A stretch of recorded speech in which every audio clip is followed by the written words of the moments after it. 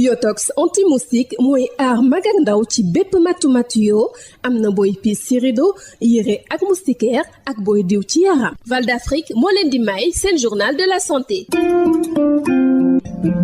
daleen ak jàmm Diopharm mooy yaatal ni le bërëbu liggéeyukaayam yi ab siège bu bees ñu koy ubbi ca Tëngéej noone it tegaale dojju usine boo xamante ni dañ koy duppee Défi Pharma Afrique ci tegub yooyee structure mbébét bi moo di ñuy defar ay comprimé ay gélule ay crème ak it ay pommade lépp jëm ci gën a dugal seen loxo ci mbébét mu réew mi am nag moomal boppam ci wàllum garab waaye lépp luy ay tegtal yoo xamante ni moom la ñuy sàkku ngir defar ay garab dinañ ko wàcc woo bu ko defee ñu gën a gunge population yi ci seen wérgu yaram docteur Moustapha Fall di pharmacien nekk responsable commercial bu groupe Diopharm. groupe Diopharm mooy ubbi dalal siège am bu bees bi nekk fii ci Tëngéej boole ko teg xeer mu njëkk projet industriel bi nga xamante ne mi ngi ko tuddee Défi Pharma. Défi Pharma nekk benn unité de production pharmaceutique maanaam fu ñuy defaree garab.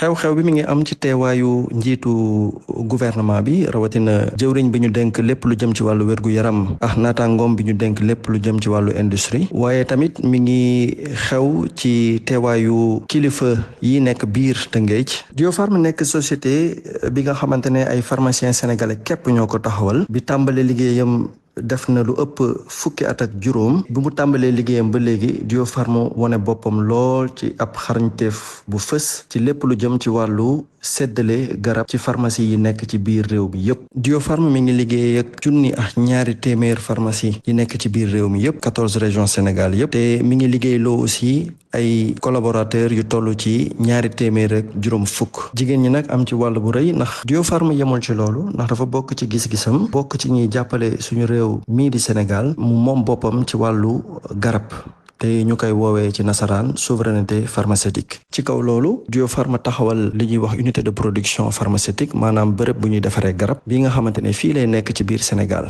nekk benn investissement boo xamante ne mi ngi toll ci ñaar fukki milliards ak ñett. Défi Pharma dina tàmbale liggéeyam diggante 2027 atum 2027 jàpp 2028 te bokk na ci suñu bëgg-bëgg fii ak atum 2036 ñu bokk ci ñi nga xamante ne ñoom ñooy dëgëral suñu souveraineté pharmaceutique. ñun ñëpp xam nañ ne li ëpp ci li ñuy jëfandikoo ci garab fii ci Sénégal dañ koy jéggaani bitim réew moo tax Défi Pharma tontu bu leer la ci li nga xamante ne moom mooy souveraineté pharmaceutique te ñu bind ko ci agenda national de transformation Sénégal 2050. jaajëfal naa leen ci déglu bi dig daje ci beneen numéro. Yotox anti-moustique mooy aar mag ak ndaw ci bépp matu-matu yoo am na booy piis ci rido yére ak moustiquaire ak booy diw ci yaram. Val d'Afrique moo leen doon may seen journal de la santé. Yotox anti-moustique pour le corps, les vêtements, les rideaux et draps vous protège contre les moustiques chez l'adulte et l'enfant. Val d'Afrique vous offre votre journal de la santé.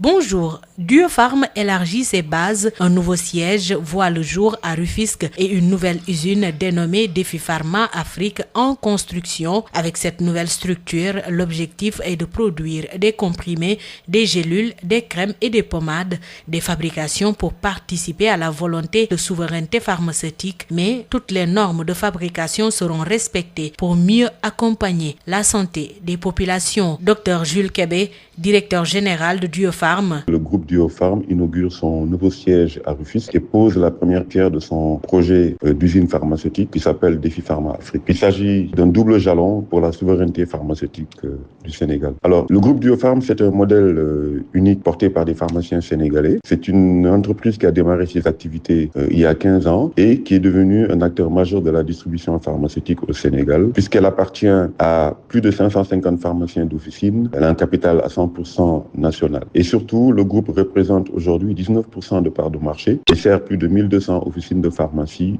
à travers le territoire sénégalais. Et ce sont 250 collaborateurs qui travaillent tous les jours. Le nouveau siège de Rufisque, qui est adossé à l'agence commerciale de Rufisque également, constitue un outil logistique moderne au service de la disponibilité et de la qualité du médicament. Il a été monté selon les règles des bonnes pratiques de distribution. Alors, ce qui est surtout remarquable dans cette journée, c'est la pose de la première pierre du projet projet industriel qui est Défi Pharma Afrique. Il s'agit effectivement d'un projet structurant pour le secteur pharmaceutique, puisqu'il s'agit de monter une unité industrielle de production de médicaments génériques. Nous produirons donc des comprimés, des gélules, des sirops, des crèmes et des pommades. Cette usine sera installée juste à côté de Diopharm. Elle répondra bien sûr aux normes internationales des bonnes pratiques de fabrication. Et c'est un investissement de 23 milliards de francs CFA, dont la moitié sera mobilisée par de l'épargne locale, des pharmaciens, des médecins, donc tous les acteurs de la santé, mais également des professions libérales. Et l'autre moitié sera apportée par notre partenaire financier, qui est la Société financière internationale, qui est le département de la Banque mondiale qui gère le développement du secteur privé. Aux côtés donc de AFC, nous aurons également le gouvernement allemand qui appuie ce projet à travers la GIZ, qui finance donc l'assistance technique du projet, qui est assurée par l'ONUDI, qui a détaché 3 experts qui travaillent donc en continu avec l'équipe locale. Donc ce projet a pour ambition bien sûr de réduire notre dépendance aux importations, également de créer des emplois, 133 emplois directs, 400 emplois indirects, et d'avoir un véritable impact sur le déséquilibre de la balance commerciale du pays. Merci de nous avoir suivis. Rendez-vous est pris pour un nouveau numéro. Biotox anti-moustique pour le corps, les vêtements, les rideaux et draps vous protège contre les moustiques chez l'adulte et l'enfant. Val d'Afrique vous a offert votre journal de la santé.